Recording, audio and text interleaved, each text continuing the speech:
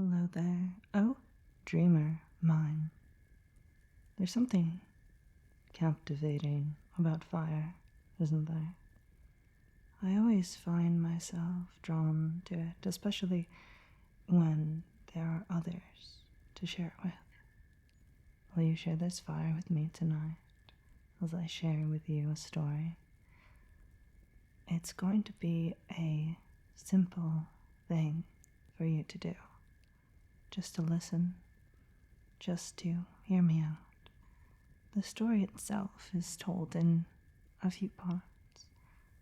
I think you'll find that if you imagine the visualizations of what I weave for you, you'll feel very relaxed. You might find your mind drifting into the visuals, as if they're becoming real for you, leading you into a liminal space where relaxation and sleep come so easily. Is that something you think you'd like? To listen to this story about firelight, about strange places and strange sights? It's all true, mind you. It happened to me fairly recently. If you're keen on that, if you're keen on being transported somewhere else for a little while, come closer and let me weave you a tale.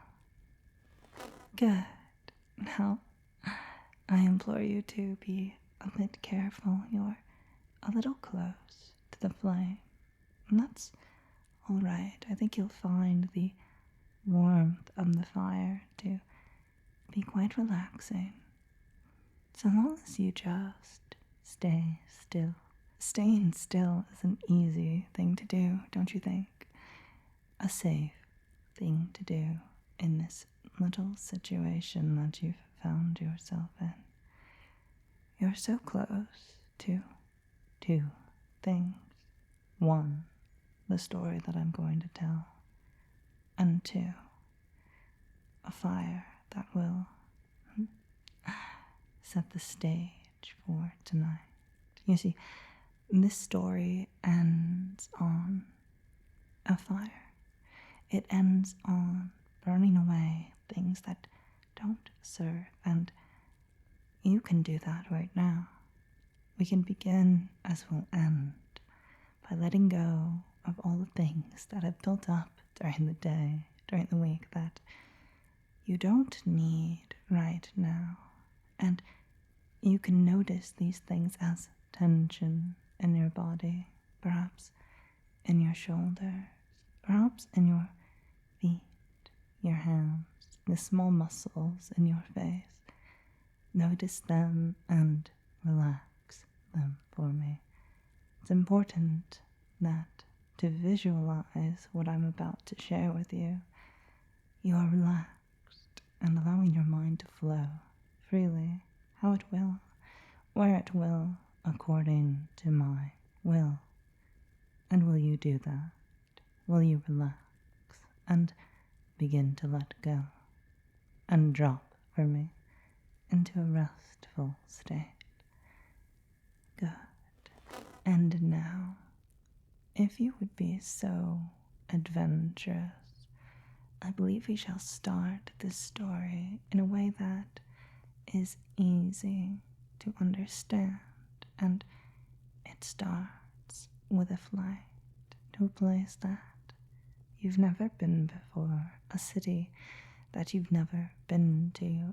A new city is always a interesting place to find yourself, especially so when the people that you're meeting in that city come from virtual spaces, liminal places outside of ordinary waking physicality.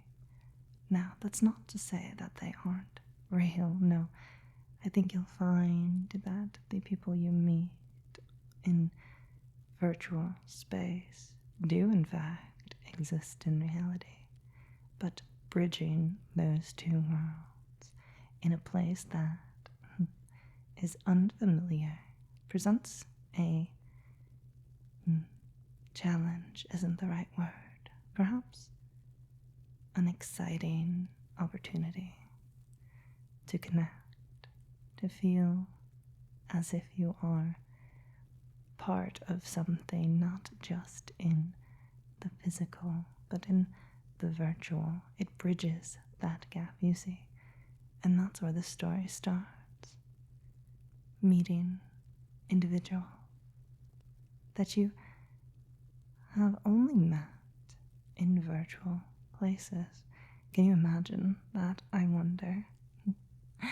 Meeting someone that you haven't met before. Would you think it's odd? Would you think it's scary? That it might be strange that you might not get on? I assure you, it's quite the opposite in most cases. Who people are doesn't change as much as you think it might. Sometimes, of course, people will be very different in person versus how you know them online, and that's okay. But most of the time, I found at least, you end up in a situation where things flow quite nicely. You don't really have to think too hard about what you're doing, what they're doing, because you've been there before, you've experienced it before, haven't you? Yes, you have. And in that experience, in that knowing, you know that things can go easily in any particular direction, and it doesn't really matter the direction that you go, so long as you are happy, so long as you are confident, and so long as you accept what's about to happen. In each moment, new things can occur, new thoughts, new visions, new ways of seeing the world and the people in it. And I wonder if you were to find yourself in a new city, in a new place, in a new time, would you go somewhere you haven't been in a long time, or perhaps ever before? A familiar place, but a place that is different depending on where you are. I'm speaking of beaches. Beaches are truly liminal spaces where land meets sea, where the ordinary way of interacting with sound and environment is superseded by the roar of the ocean. The wind as it picks sound and tosses it into oblivion, and you can hear that muffling, that muffled sense of hearing as you approach the ocean in that visualization of yours. And as you do, as you walk on the sand so warm beneath your feet, you might sense a looming presence. It's not a person or a place, it's the vastness of nature itself.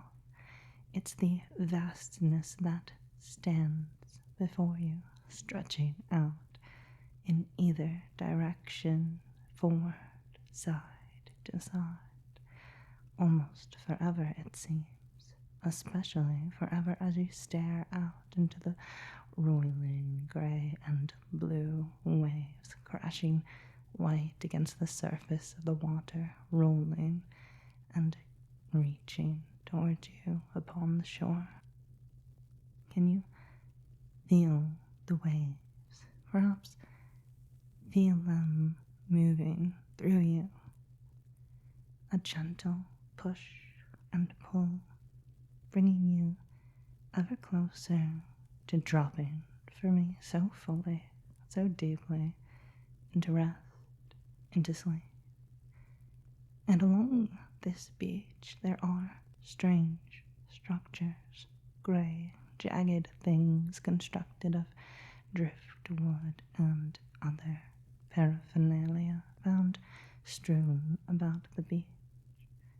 They are monuments of a sort to boredom, perhaps, creativity, the need to build that humans seem to have in space. And as you walk along them, you notice as if they are yearning to be set ablaze. And that's an interesting thing, isn't it, to see these structures and know that perhaps they were built to be set to flame. So much time, so much care put into them. And then, after a bit of walking, you find a structure unlike the others. This one is meant to be a home of sorts, a temporary dwelling, a place that exists only so long as the wind and the water and the waves allow it. Set up along the dunes, you can go into it if you like, though be careful, the branches overhead are heavy and wobbling as the wind blows. It might not be wise to stay here for long, but so long as you're here, I will keep you safe. I will keep you warm, safe, comfortable, and secure. You'll find refuge here from the wind for a while, and you might notice on the floor an arrangement of seashells, each glistening in their own way with their own color, a dazzling array of beauty. And it's a beautiful thing. Someone has spent so much time arranging these, and there you are, taking it in. It feels as though the person who built this place, or the people, could return at any moment. So, it's time to move on. To move along the beach and return to the city.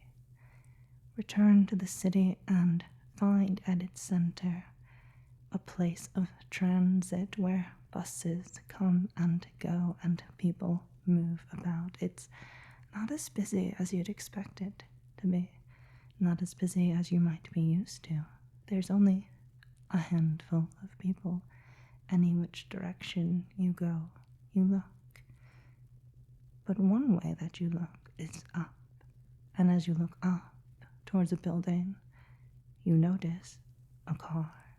That's right, a red Volkswagen Beetle driving down the side of a building, or at least that's what it would be doing if it weren't suspended there in time, if it weren't trapped there, stuck, affixed to the wall of the building, just hanging there, waiting there, being there, resting there. And as it rests there, so do you rest your eyes upon it. You see it glinting in the waning sunlight, clouds grey overhead, threatening rain, wetness in the air that calls you inside. Not to that building, but to a different place, a different building. And in this building, the floors glow in strange blocks and colors, and as you move along them, the colors shift and change, and it's as if there's a pattern to it, a pattern to these colors that urge you to find the right shape, the right place to be. And it's easy to do if you trust yourself to find the way through, and listen as you do, because listening will reveal just where you need to go, and That's finding the colors upon the floor, the greens, the blues, avoiding the reds, avoiding anything that might set you back, because you don't want to do anything but find your way into rest. And to do that, focus on the greens and the blues as they light your way, light your steps, the path before you, winding forward into darkness. Take a step and another, and watch as the floor moves to accommodate you. Watch as it lights up and glows. That's right. And you make your way through in time, in assurance that it's all going to be okay. You'll find the path, and as you do, you'll find your way to rest. So drop for me, go deep and sleep, and let me tell you now about where you find yourself after this path. It's a strange place. The walls, as you enter the facade of the building, they are grand, majestic, old, with history to them. An old post office. It's quite large inside, open spaces, tall ceilings, pillars lining every which way you look. And something interesting, a counter near the front, tables lined throughout, and a sewing machine and a bookcase against one wall.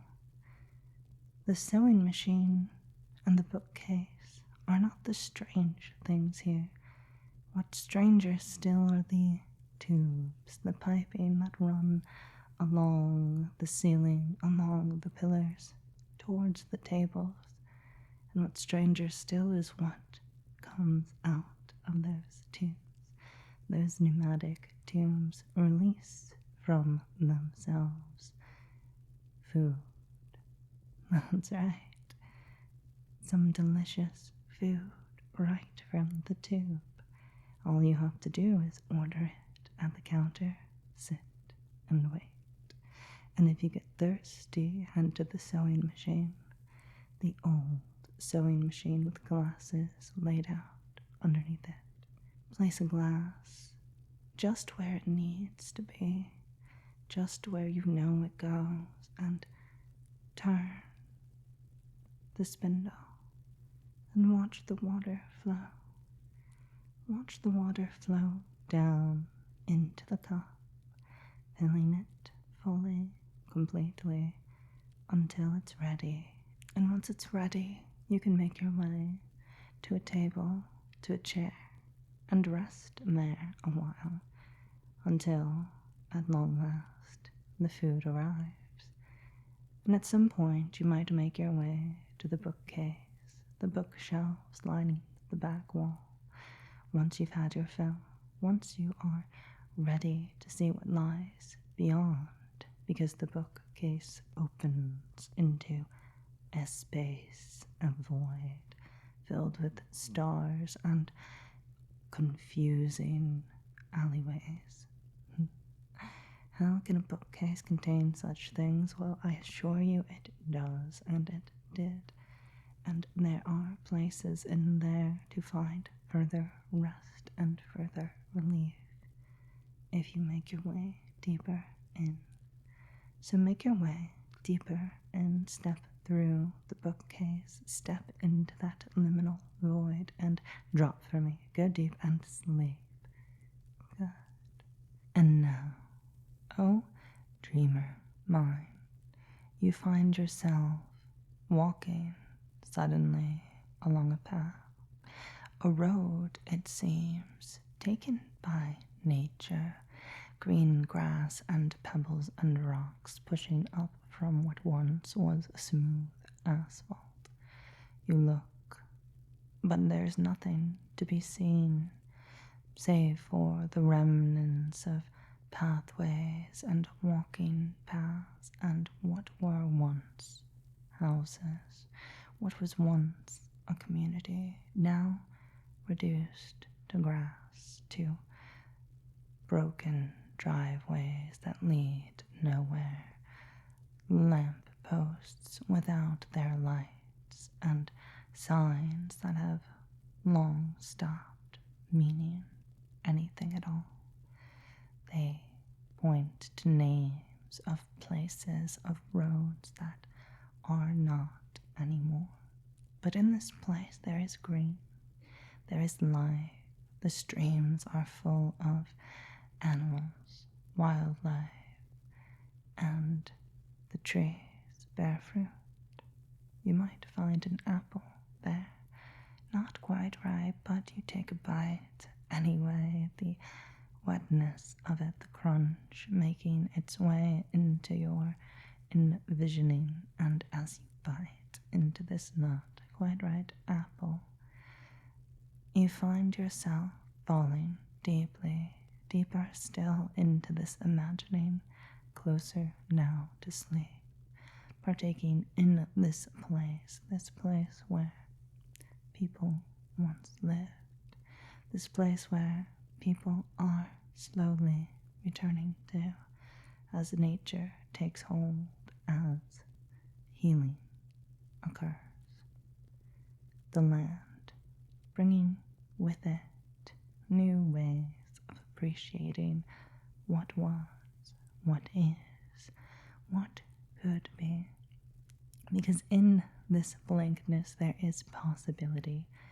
So drop for me into this state of possibility, and know that as you walk along the path, as you bite into the apple, you are becoming part of that vision, that place, this memory that I'm sharing with you, this story that is real, that is based fully and completely in reality, and that can ground you in this moment, ground you as you drop for me deeper, feeling the heaviness of it as you do, because this is a heavy place. This is a heavy thought, a heavy vision, and what's lighter might be the flame that follows you next. This flame built of haste and hurry and pain that exists despite everything saying that it shouldn't. It exists because people wanted it to exist. It exists because it had to. It was always made to, meant to, must have happened because it did happen. And so, as you let this flame follow you, reach you, you find yourself again upon the beach, the flame in front of you, and darkness all around, the wind still blowing at you, making it hard to hear anything but the crackle and the tumult of the ocean. Rest into those sensations, into the warmth, into the softness of the sand under you, and sit there in front of the fire. Sit in front of the fire and place into it memories that do not serve, ways of thinking, of being, that you do not need. Forget. Drop from me, go deep, and forget everything that you need to. Drop it into the flame and become renewed. And as you do, as you release everything that you don't need right now, you might find that sleep is what follows. That sleep and rest and gratitude are what follow this moment, are what follow you as you follow my voice into sleep, into dreams, into the dark, deep, relaxing sleep. Sleep for me. Sleep well, oh dreamer mine. Thank you for listening. I hope this experimental take on recounting what occurred to me over the New Year's and the adventures I had was enjoyable. I apologize that it's taken this long to put up a new video. I'm hoping to get onto a more regular schedule. However, technical issues with recording are still persisting, even though I'm getting better at finding time to record. Either way, a special thank you to all of those in the horde, especially, oh gracious mine, Sev and Foxtrot. Thank you all. Good night.